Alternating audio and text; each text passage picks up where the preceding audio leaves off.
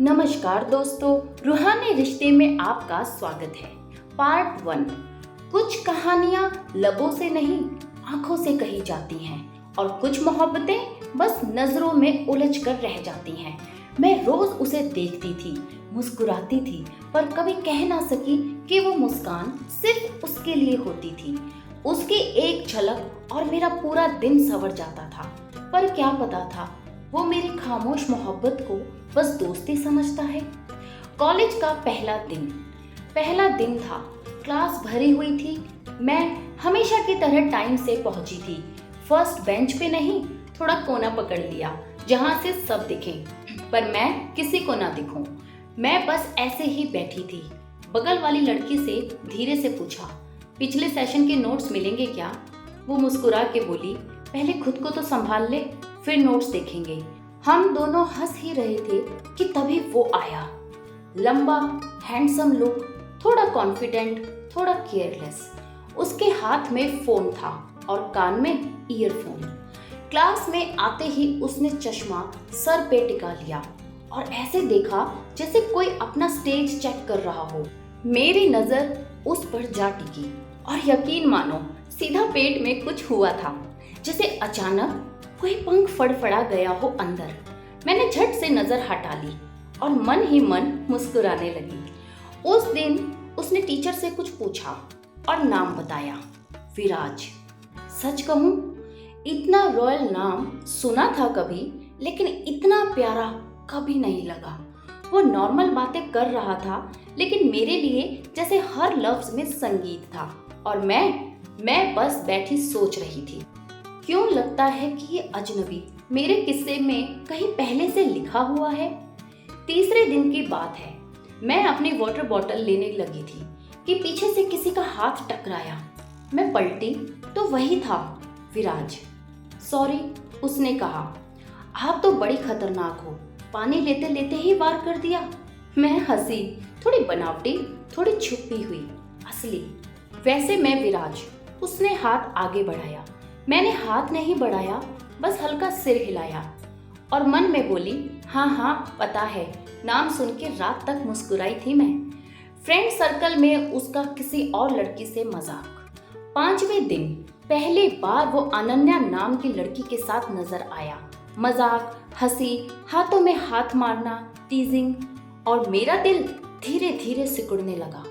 1 second के लिए लगा कि कोई मुझे देखने वाला है ही नहीं, जैसे मैं बस वहां हूं पर हूं भी नहीं। छोड़ ना यार, कितनी फेक लगती है वो, बगल वाली लड़की ने कहा। पर मैं जानती थी वो फेक हो या रियल, वो उसकी थी और मैं सिर्फ उसे देखती थी। पहली बार कुछ कहने की कोशिश की। एक दिन ब्रेक में मैंने उसे अपने पास बुलाया। विराज, एक बात थी। हाँ बोलो सलोनी, उसने चाय का सिप लेते हुए कहा। उसने मेरा नाम लिया पहली बार और दिल की धड़कन 3 गुना हो गई। वो, तुम्हें जो सॉन्ग्स पसंद है ना, तुम्हारी रील्स पे देखे मैंने, मेरे भी वही फेवरेट्स हैं। वो हंस पड़ा। तो तुम स्पाई कर रही हो मेरे इंस्टा पे? मैं भी हंसी, पर हंसी के पीछे बहुत कुछ छिपा लिया मैंने। काश वो समझ पाता कि ये सेम सॉन्ग्स नहीं, दिल की बात थी। क्लास के अंदर बैठी मैं, बस उसे देखते हुए। वो जब पेन चबाता था ना, सोचते हुए, तो लगता था कैसे कोई इतनी छोटी बात में भी अच्छा लग सकता है। मैंने कई बार खुद से कहा, आज बोल दूंगी, पर जब भी उसने देखा मेरा गला सूख गया। सलोनी, नोट्स हैं तुम्हारे? वो पूछता और मैं धीरे से दे देती और सोचती, काश तुम वो पढ़ पाते जो इन नोट्स में नहीं, मेरी आंखों में लिखा है। उस दिन क्लास खत्म होते वक्त मेरी नजर फिर उस पर गई।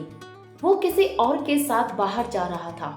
मैंने पलट कर देखा, उसकी पीठ जाती हुई। दिल ने कहा, शायद ये कहानी वहीं खत्म हो जानी चाहिए जहां शुरू हुई थी, खामोशी में। सुबह क्लास में थोड़ा लेट पहुंची थी।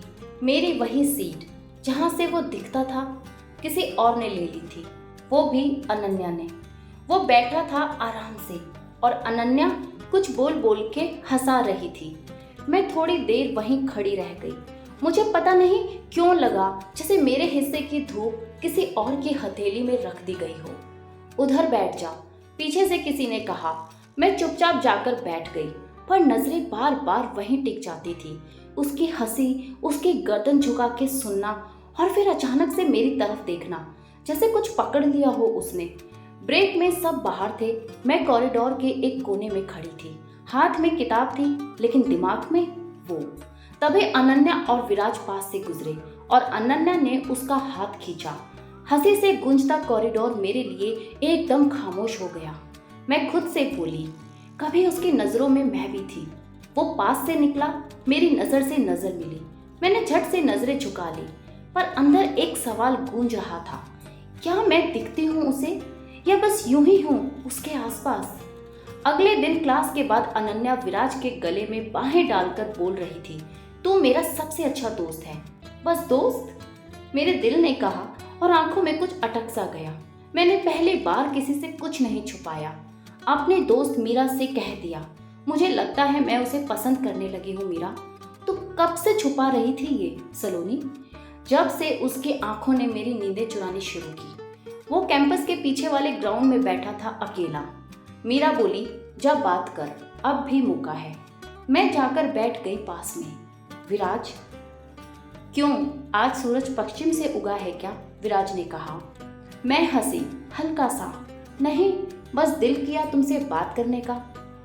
विराज, ओह क्या बात है, वैसे कोई सलाह लेनी है, क्रश वगैरह? सलोनी, हाँ क्रश है, पर वो खुद को बड़ा बिंदास समझता है। उसने मुझे देखा गहरा, एक सेकंड के लिए उसकी आंखों में कुछ अटका, फिर हंस दिया। तो फिर तो तुम फंस गई, ये टाइप खतरनाक होता है।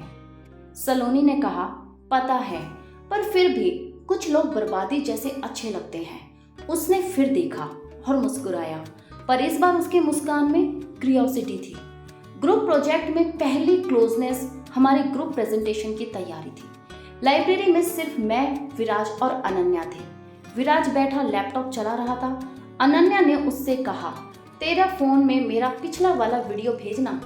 विराज पास खिसक गया, बहुत पास, और मेरा दिल उस 1 इंच की दूरी से भी जल उठा।